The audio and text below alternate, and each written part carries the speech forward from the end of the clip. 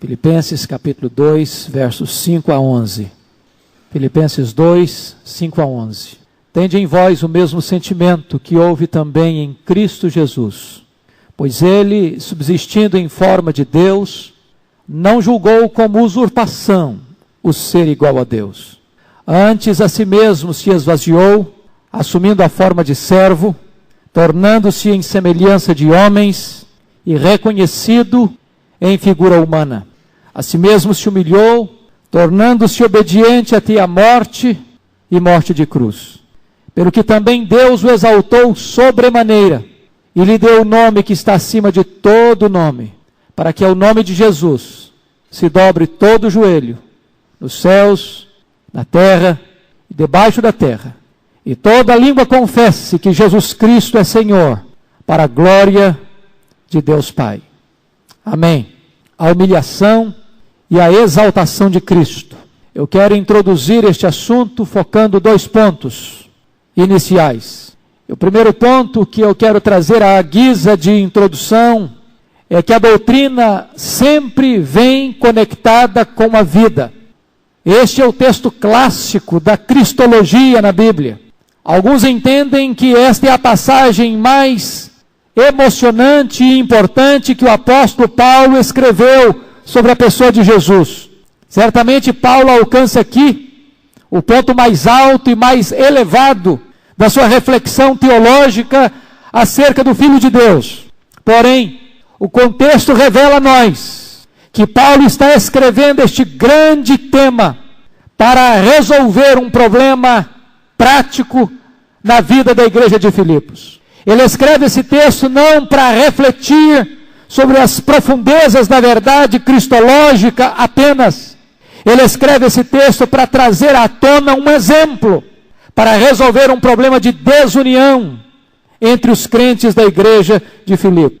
Paulo está revelando a nós que doutrina está conectada com a vida e que doutrina precisa resolver os problemas da vida, porque a teologia é a mãe da ética, porque a teologia define a ética, e porque a doutrina é a base para a solução dos problemas reais e existenciais na igreja.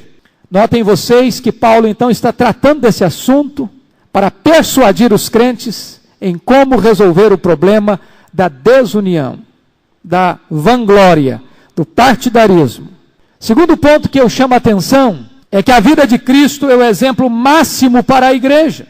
Vocês percebem que Paulo não está apenas ensinando doutrina, Paulo está dando exemplo. E o exemplo máximo que ele vai lançar mão para ajudar a igreja a resolver os seus problemas internos é oferecer à igreja o modelo, o exemplo de Cristo. É bem verdade que neste capítulo 2, Paulo vai falar de 4 exemplos, onde o outro vem primeiro que o eu. Se no capítulo 1 a grande ênfase era a primazia de Cristo, no capítulo 2 a grande ênfase é que o outro vem primeiro que o eu. Ele citou o exemplo de Cristo, ele citou o seu próprio exemplo, ele citou o exemplo de Timóteo, e ele citou o exemplo de Epafrodito. Mas o primeiro e o maior exemplo para ajudar a igreja a resolver os seus problemas internos é olhar para Jesus. Quem foi Jesus? Do que ele abriu mão? E se alguma vaidade, alguma presunção, se alguma intriga, se alguma vanglória, se alguma disputa, se algum partidarismo existir na igreja, Paulo diz, olha para Jesus, olha para o exemplo de Jesus, olha quem ele era, olha do que ele abriu mão. E desta maneira a igreja então tem em Cristo o seu exemplo maior para uma vida de humildade. E é desta maneira que Paulo introduz esse tema tão extraordinário. Então eu chamo a sua atenção para o primeiro ponto desta mensagem, que é a humilhação de Cristo. E eu vou dividir isso em alguns pontos. Primeiro, Jesus voluntariamente abriu mão de seus direitos. Olha o verso 6 comigo. Pois ele, subsistindo em forma de Deus, não julgou como usurpação o ser igual a Deus. Aqui está um grande mistério, porque Jesus Cristo pré-existiu ao tempo e à criação. Na eternidade ele sempre existiu como Deus, verdadeiramente Deus, sendo coigual coeterno e consubstancial com o Pai. Ele foi o Criador de todas as coisas. E Paulo diz, subsistindo em forma de Deus. Esta palavra subsistir é uma palavra extremamente importante, porque o significado dela traz a ideia de uma característica inata, imutável e inalterável. Ou seja, ele sempre existiu como Deus, igual a Deus, coigual com Deus. Não houve um tempo em que ele passou a ser Deus. Ele sempre subsistiu de forma imutável, inalterável, como Deus. E esta palavra forma, que subsistindo em forma de Deus, é muito importante. Na língua grega existem duas palavras para forma. A palavra morfê e a palavra esquema. Morfê é aquela forma imutável, inalterável, que fala da essência, que fala dos atributos essenciais de uma pessoa ou de uma coisa. Por exemplo, quando você nasce como ser humano. Essa é a sua característica como ser humano. Essa é a sua forma essencial. Isso é o seu morfê. Agora, a sua forma externa, ela pode variar. Uma criança tem uma forma, um adolescente tem outra forma, uma pessoa madura tem outra forma, uma pessoa idosa tem outra forma. Esta forma exterior, mutável, é o esquema. A palavra que Paulo emprega aqui para forma não é esquema, é morfê. E o que isso significa? Significa que a essência absoluta de Deus, imutável de Jesus Cristo, é divina. Ele é Deus, sempre foi Deus, jamais deixou de ser Deus. Há uma outra coisa aqui que eu chamo a sua atenção para entendermos esse versículo. Quando ele diz no verso 6, o seguinte, Paulo prossegue e diz assim, pois ele subsistindo em forma de Deus, não julgou como usurpação o ser igual a Deus. Essa palavra usurpação é reter, é se agarrar, é não abrir mão de forma alguma, é aferrar-se a alguma coisa. O que Paulo quer dizer com isso? Será que Jesus Cristo precisava se agarrar à sua divindade no sentido de usurpá-la? E a palavra usurpar aqui pode significar também roubar. Será que Jesus Cristo precisava usurpar a divindade? Não é nesse sentido que Paulo está dizendo. Por quê? Porque Jesus Cristo sempre foi Deus. E não precisa usurpar aquilo que Ele é. Você só usurpa aquilo que você não tem, aquilo que você não possui. Então, essa palavra que Paulo emprega aqui no verso 6, não julgou como usurpação de ser igual a Deus, não é a divindade. Não é a divindade, porque Ele sempre foi Deus, eternamente Deus. Quando Ele se encarnou, Ele não abriu mão da sua divindade, porque Ele não pode descartar a sua divindade. Isso é um atributo, isso é uma característica essencial dele. Por isso Paulo usou a palavra forma aí, morfê e não esquema. Mas então, o que é que Paulo quer dizer no verso 6? Que diz que não julgou como usurpação o ser igual a Deus. Certamente, este não julgou como usurpação o ser igual a Deus, não é usurpação de sua natureza. É o seguinte, Jesus Cristo, sendo Deus, não se agarrou, não se apegou aos direitos, à glória, às honras dessa divindade, ao se encarnar. Porque quando Ele se humilhou, se esvaziou e se fez carne e habitou entre nós, a glória da sua divindade ficou como que encoberta debaixo do véu da encarnação. Ao ponto das pessoas olharem para Ele dizendo o seguinte, aqui não é apenas o carpinteiro de Nazaré, o filho de José e Maria, não conhecemos porventura seus irmãos e suas irmãs? Outros olhavam para Ele dizendo, Ele é um pecador. Outros até de forma blasfema diziam, está possesso. Ou seja, muitas vezes na encarnação a divindade de Cristo não era auto-evidente. E Ele abriu mão, Ele despojou-se desses direitos. É isso que Paulo está querendo nos dizer. Esta é a grande humilhação da encarnação. Ele não abre mão da divindade, mas dos direitos que ele tinha como Deus. Deixa eu ilustrar isso. Certa feita, um repórter entrevistou um próspero orientador profissional. E ele então o repórter perguntou a este orientador profissional: qual é o segredo do seu sucesso? Perguntou o repórter. E ele respondeu: se você quiser descobrir o que vale realmente um trabalhador, não dê a ele responsabilidades, dê a ele privilégios.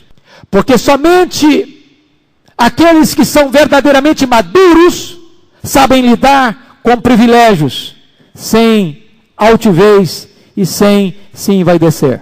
Eu não sei quantos assistiram o filme O Todo-Poderoso, e naquele filme, que é uma comédia na verdade, mas traz uma lição de um homem que reclamava da vida, e de repente no filme foi-lhe dado o privilégio de ocupar a posição de Deus por um tempo. E o filme revela que ele, recebendo os poderes, emprega-os todos para seu proveito próprio e para zombar das pessoas. O que na verdade o texto está querendo dizer é que Jesus Cristo, sendo Deus, não julgou como usurpação esse direito que ele tem de ser exatamente igual a Deus, o Pai. Ele abre mão desses direitos, embora permaneça sendo absoluta, inalienavelmente, imutavelmente Deus. Olha como Jesus agiu diferente de Lúcifer. Lúcifer foi criado por Deus, foi uma criatura de Deus, ocupava a mais alta posição na criação, no mundo angelical, mas diz a Bíblia que ele quis ser igual a Deus. Jesus Cristo, sendo Deus, não julgou como usurpação o ser igual a Deus. Na verdade, a humildade de Jesus reprova e denuncia a vaidade de Lúcifer. Olha o contraste de Jesus com Adão. Adão foi criado à imagem e semelhança de Deus e colocado como regente da criação de Deus. Mas ele quis ser igual a Deus. E por causa da sua presunção, ele perdeu o paraíso.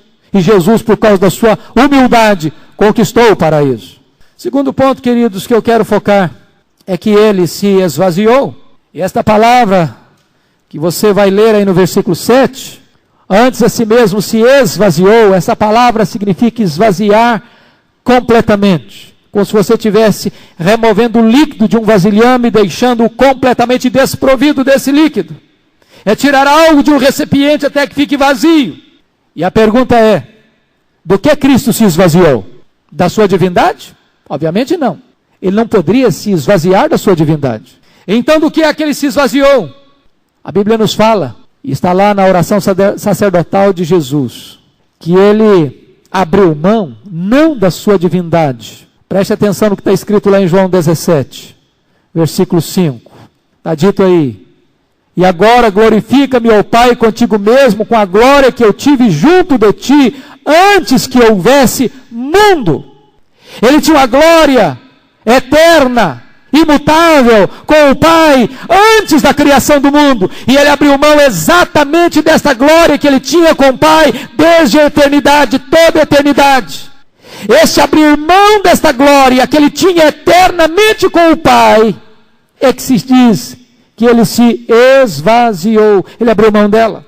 É interessante perceber que o Senhor Jesus Cristo chega ao ponto de assumir uma forma de servo. E quando a palavra de Deus vai falar aqui no verso 7 de Filipenses 2, que ele a si mesmo se esvaziou assumindo a forma de servo. A palavra forma aqui também é morfê e não esquema.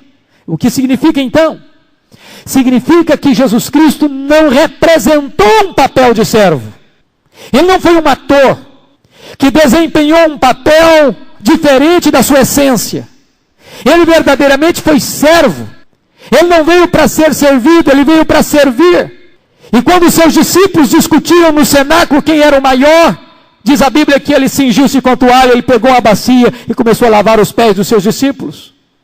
E depois de lavar os pés dos seus discípulos, voltou-se para eles e disse: vós me chamais de mestre e o Senhor, e fazeis bem, porque eu o sou. Mas vos dei o exemplo. William Hendrickson, abrindo uma janela para o nosso entendimento dessa gloriosa verdade, diz que a inferência é que Cristo se esvaziou-se de sua existência na forma de igualdade a Deus. E ele ilustrou isso de alguma maneira interessante. Primeiro, o que é que Jesus Cristo renunciou? Primeiro, ele renunciou sua relação favorável à lei divina. Antes de Jesus Cristo se encarnar, habitando com o Pai na eternidade, não havia nenhuma culpa da lei sobre ele. Mas diz a Bíblia que quando ele se encarnou, ele é o Cordeiro de Deus, que assumiu o nosso pecado. Ele se fez pecado, ele se fez maldição, e ele carregou no seu corpo o nosso pecado. É isso que Filipenses está querendo dizer aqui. Ele se esvaziou, assumindo a forma de servo. Segundo lugar, ele renunciou suas riquezas. A Bíblia diz que ele, sendo rico, se fez pobre, para nos tornar ricos. A palavra de Deus diz que ele renunciou tudo, inclusive a sua própria vida.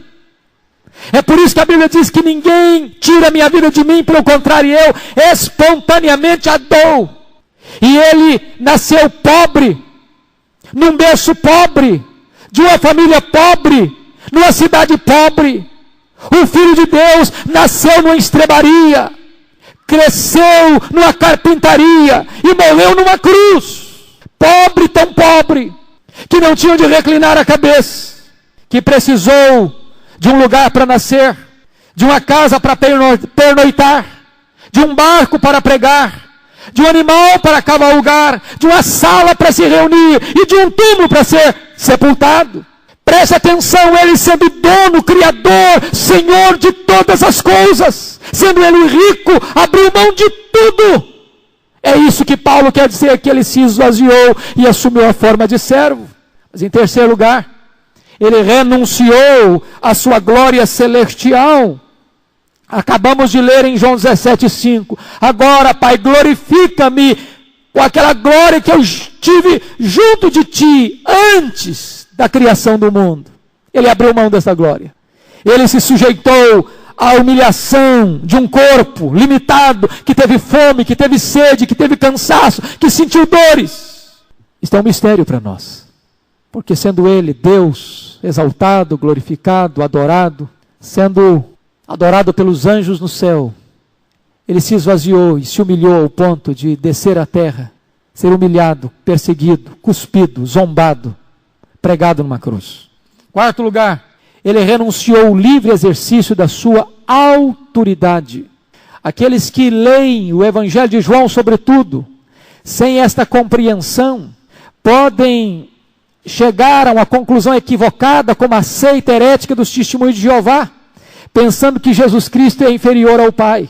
Porque Jesus Cristo reiteradamente repete: o Pai é maior do que eu. Eu não vim fazer a minha vontade, eu vim fazer a vontade do meu Pai, porque o meu Pai é maior do que eu. E nós precisamos entender isso. Não é que Jesus Cristo, como Deus, seja inferior ao Pai. Muito bem disse o concílio de Nicéia, o primeiro concílio geral da igreja, em 325, ele é coigual, ele é coeterno, ele é consubstancial com o Pai, mas quando ele tomou a decisão de se fazer carne, de se esvaziar, de se humilhar, ele se colocou numa posição de subalternidade à vontade do Pai, para cumprir um propósito eterno do Pai. Isto é algo sublime.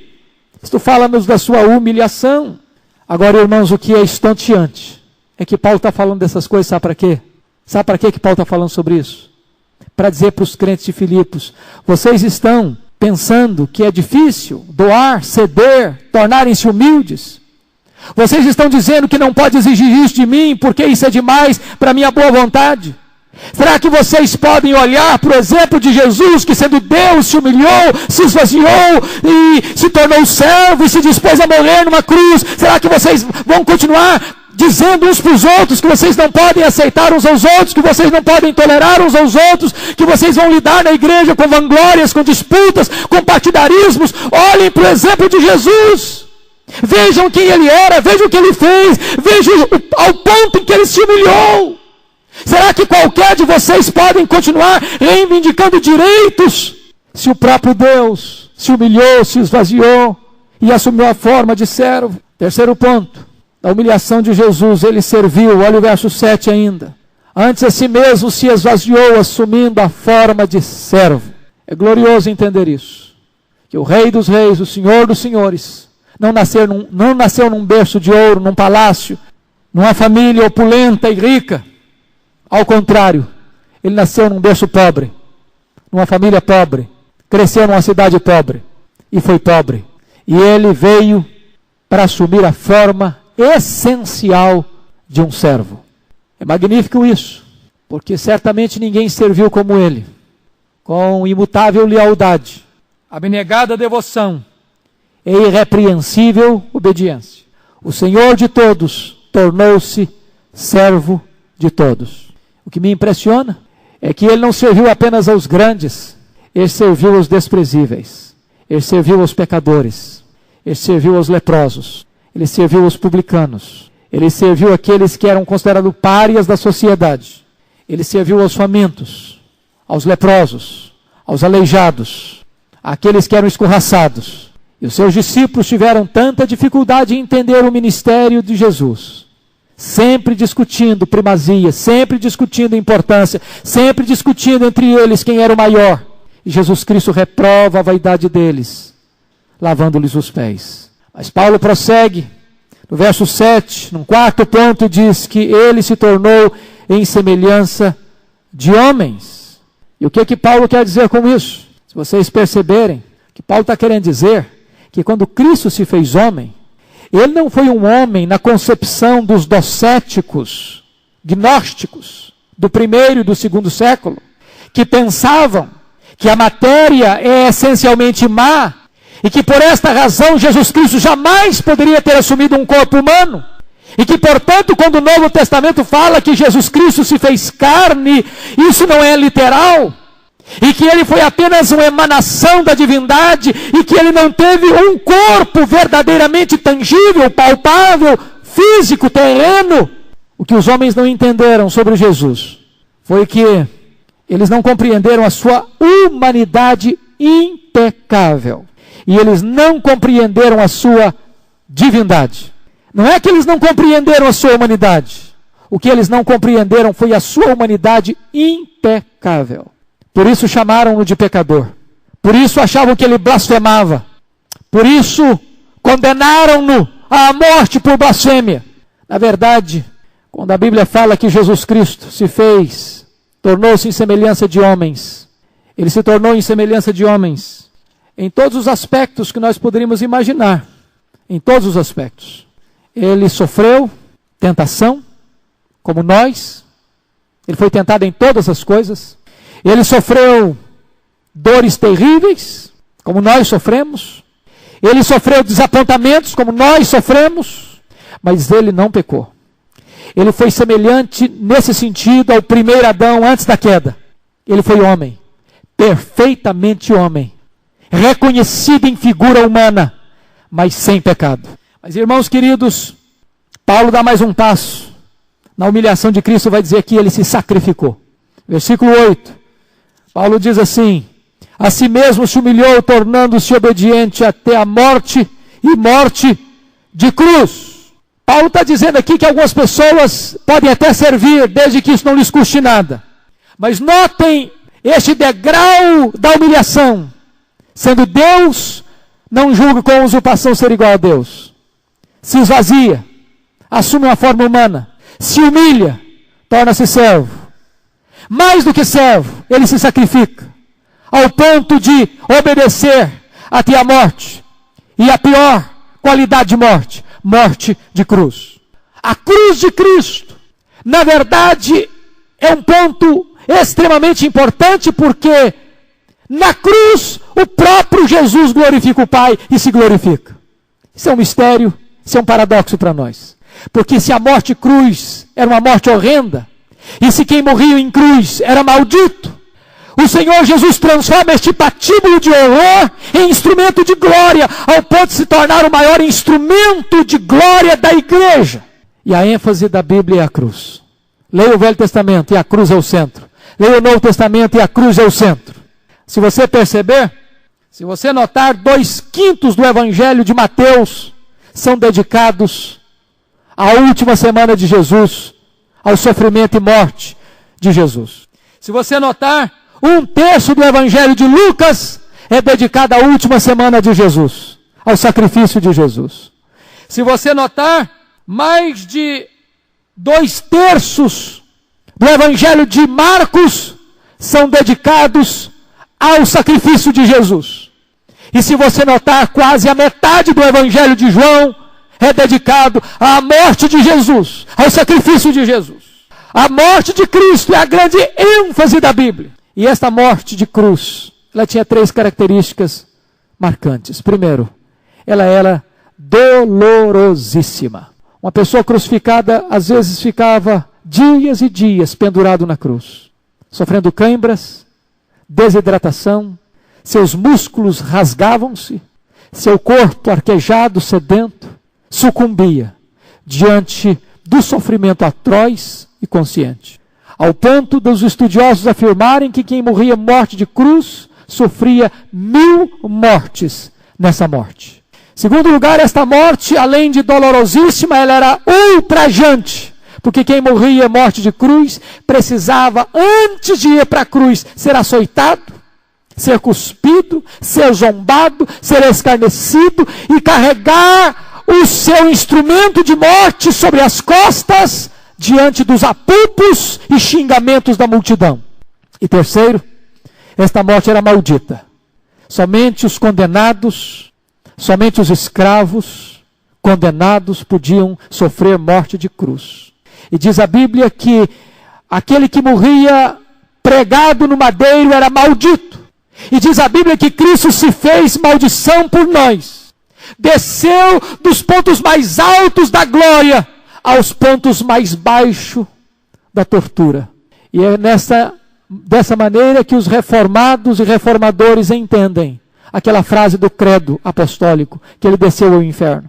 Os reformados entendem que descer ao inferno não é ir ao inferno no sentido literal, mas que descer ao inferno foi o que Cristo fez na cruz do Calvário, quando ele foi feito maldição por nós, quando ele foi feito pecado por nós, quando ele bebeu sozinho o cálice da ira de Deus, quando ele suportou no seu corpo todo o açoite da lei que exigia a vindicação da justiça de Deus.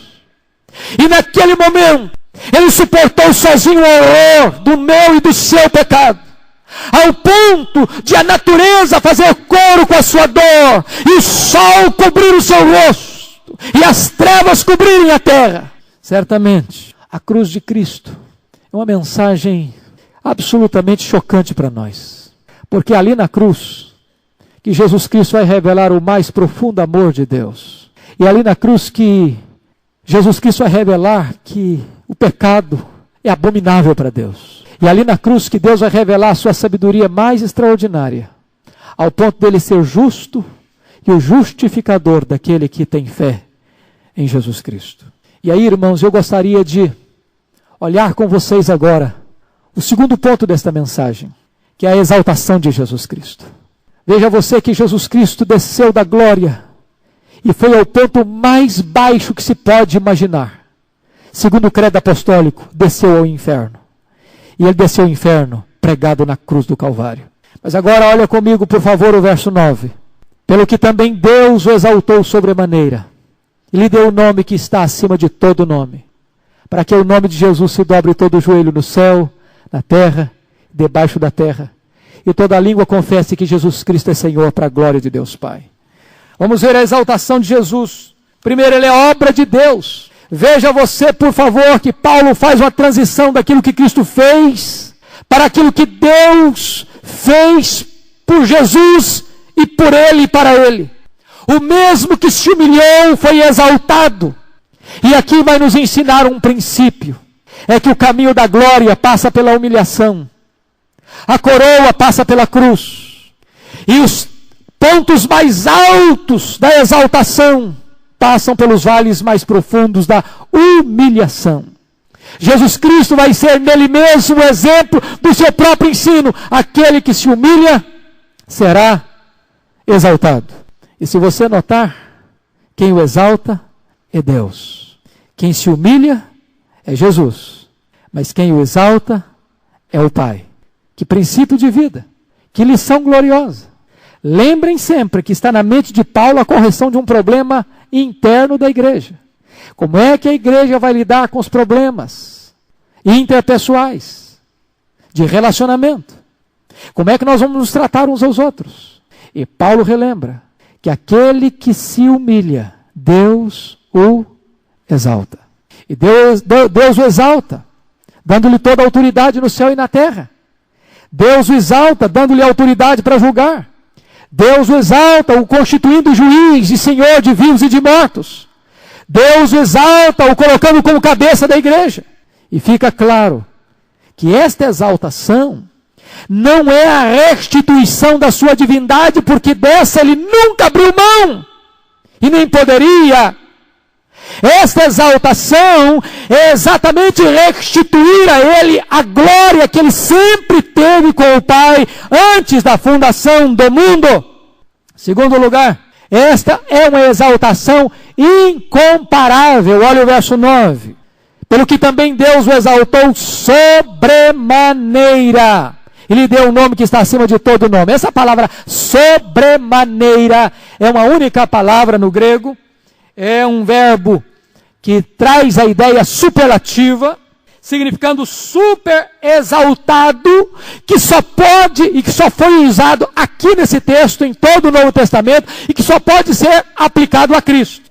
De tal maneira que nós seremos também exaltados, nós também seremos glorificados, mas nunca ninguém será glorificado na mesma proporção, na mesma medida, na mesma essência e na mesma qualidade que Jesus. Nunca.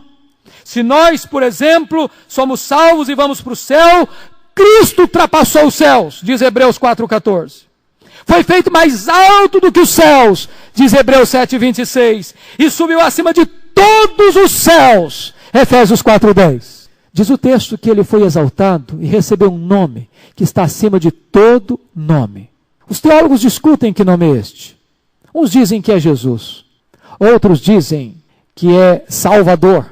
Mas notem vocês que este contexto nos ajuda a entender que nome é este. Este é um nome que ele recebeu por doação, Deus lhe deu, e diz Hebreus que ele recebeu também este nome por herança. E o texto vai nos dizer para que ao nome de Jesus se dobre todo o joelho e confesse que ele é Senhor. Então este grande nome, este nome é o nome Senhor. E este nome Senhor é um nome muito importante no Novo Testamento. A história deste nome é importante, sabem por quê? Porque primeiro, esse nome foi dado a Kyrios, foi dado ao amo ou proprietário de um escravo. Era Kyrios, Senhor. Segundo, esse título foi dado aos imperadores romanos. Terceiro, esse título foi dado aos deuses pagãos. Mas quarto, esse título foi dado a Jeová. Quando você vai notar, na Septuaginta, a tradução grega do Velho Testamento, a palavra Jeová é traduzido por Kyrios. De tal maneira que quando se fala que Jesus recebe o nome de Senhor, Kyrios, este é o nome inefável de Deus. Este é o nome de Deus, eu sou o que sou. É o grande Deus, ele é divino. Está querendo dizer então que este nome, ele é Deus, igual a Deus, coigual com Deus. Notem vocês que agora Paulo está colocando Jesus nessa posição de super exaltado. Ele é Deus, ele é o Filho exaltado. Quem tem este Filho tem tudo, tem a vida, tem tudo, porque a Bíblia diz que Deus o constituiu herdeiro de todas as coisas e nós somos co-herdeiros com Ele. Quando você diz Jesus é Senhor, você não faz só a declaração, você está dizendo que Ele é o seu Deus, que Ele é o grande herdeiro e que você é herdeiro juntamente com Ele, se Ele é o Filho. E quem tem o Filho tem a vida, quem tem o Filho tem todas as coisas que o Filho tem. Há um fato que eu já contei aqui, que eu gosto muito para ilustrar essa verdade. De um homem muito rico, que resolveu, por amor à arte, usar sua riqueza, comprando quadros famosos dos mais importantes pintores da Europa. Este homem tinha um único filho. E este filho um dia morreu num acidente fatal, na presença do seu amigo mais achegado. E este amigo, que comunica àquele pai da morte do filho, resolve enviar para o pai também um quadro que ele mesmo, amigo, pintara do rosto de seu filho. Ele não era um pintor profissional, mas em mãos traçadas linhas, colocou no papel o rosto do filho e mandou, juntamente com a notícia da morte, este quadro. E aquele pai, ao receber a notícia, receber o quadro, botou aquele quadro numa moldura tão bonita quanto as outras molduras dos seus quadros mais famosos, colocou o quadro do seu filho entre os quadros mais famosos do mundo. E quando ele já estava no final da sua vida, ele fez o seu testamento. Chamou o seu mordomo e disse: eu quero que você, quando eu morrer, leiloe esses quadros. E colocou o seu testamento, fechou, entregou o seu mordomo e disse: se você vender esses quadros, entregue o dinheiro para uma entidade filantrópica. Comunicado então o leilão, vieram pessoas famosas, ricas, importantes do mundo inteiro, e para surpresa, aquele mordomo começa a leiloar aquele quadro do filho. O quadro não era um quadro artístico, não tinha nenhum valor artístico, e não tinha nenhuma beleza que justificasse ser o primeiro. E ninguém se interessou pelo quadro, ninguém fez lances altos para comprar o quadro, até que alguém resolveu fazer um lance e comprou o quadro do filho. Para surpresa de todos os presentes, aquele mordomo interrompeu o leilão e disse: está encerrado o leilão. E diante da inconformação de todos, ele então pegou o testamento do seu amo, do seu patrão, e leu: aquele que comprar o quadro do filho é o dono de todos os outros quadros, porque quem tem o filho tem tudo. Esta é uma verdade bendita. A Bíblia diz que quem tem o filho tem a vida. Quem tem o filho tem tudo. Aquele que confessa que Jesus é o Senhor, este é co-herdeiro com Ele, porque Ele é o dono de todas as coisas. Agora notem vocês, em terceiro lugar, que é uma exaltação que exige rendição de todos, para que ao nome de Jesus se dobre todo o joelho, nos céus, na terra e debaixo da terra. A exaltação de Cristo exige que Ele seja adorado, reconhecido como Senhor, entre os anjos, entre aqueles que já estão no céu, entre os homens da terra e entre os demônios e perdidos debaixo da terra. Os céus, a terra e o inferno precisam reconhecer que Jesus Cristo é Senhor. Quarto lugar, é uma exaltação proclamada universalmente, para que toda língua confesse que Jesus Cristo é Senhor. Notem vocês, irmãos queridos, que haverá um dia em que aqueles que zombam de Cristo, que aqueles que blasfemam de Cristo, hão de se ajoelhar e hão de confessar que Ele é Senhor. Os imperadores, os reis, os filósofos, os pensadores, os políticos, os ricos, os potentados, os blasfemos, os ateus, todos religiosos e não religiosos terão que se prostrar e terão que confessar que Jesus Cristo é Senhor. Certamente aqueles que reconhecem que Ele é o Senhor e já devotaram a Ele o seu coração e a sua vida, farão isso com deleite e com prazer. Mas aqueles que recusaram a crer em Jesus, que blasfemaram de Jesus, farão isso diante de um espectro de horror. Mas terão que fazê-lo. Mas o fato de fazê-lo não significa que eles serão salvos. Mas antes de irem para o inferno, para a condenação eterna, eles terão que se prostrar, eles terão que se ajoelhar e eles terão que confessar que Jesus Cristo é Senhor, para a glória de Deus Pai. E finalmente, é uma exaltação que tem um propósito estabelecido. E este propósito é duplo, para que toda língua confesse que Jesus Cristo é Senhor. Toda língua tem que confessar que Jesus Cristo é Senhor. Ele é o Senhor. Ele é o soberano. Ele é o Deus eterno. Ele é o Pai da eternidade. Ele é o Deus Emanuel. Ele é o ancião de dias. Ele é o alfa e o ômega. Ele é o começo e o fim. Ele é o Deus todo-poderoso. Ele é o Cordeiro de Deus. Ele é o Deus eterno que se fez carne. Toda língua tem que confessar que Ele é Senhor, para a glória de Deus Pai. E a segunda finalidade é que o Pai seja glorificado. Toda língua confesse que Jesus Cristo é Senhor, para a glória de Deus Pai. E aqui eu chamo a sua atenção para o outro ponto prático de Paulo. Por que Paulo escreveu esse texto? Qual era o ponto de Paulo? Se você notar, Paulo está corrigindo um problema da igreja, e lá no versículo 3, Paulo diz assim: nada façais por partidarismo ou vanglória. O que estava acontecendo na igreja de Filipos?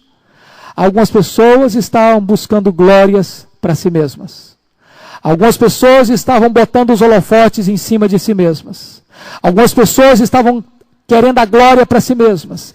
E toda glória que não é dada a Deus é glória vazia, é vanglória.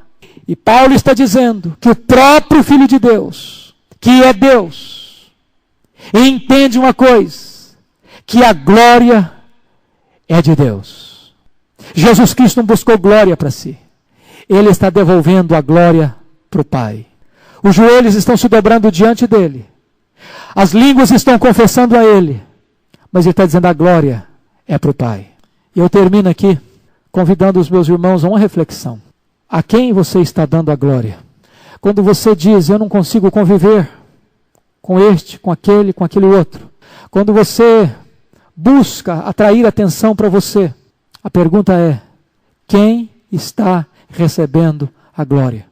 Paulo põe entre estas exortações pastorais à igreja o exemplo máximo da pessoa máxima, da pessoa de Jesus, para não deixar para você e para mim qualquer motivo de desculpa para dizer: eu não posso tolerar isso, eu não posso suportar aquilo, ou eu não posso conviver com fulano, com beltrano ou com ciclano. Porque o Deus eterno se humilhou, se esvaziou, serviu e morreu, dando-nos o exemplo. Que Deus nos ajude a olhar para Jesus. Que Deus nos ajude a ter o mesmo sentimento que houve também em Cristo Jesus. Amém.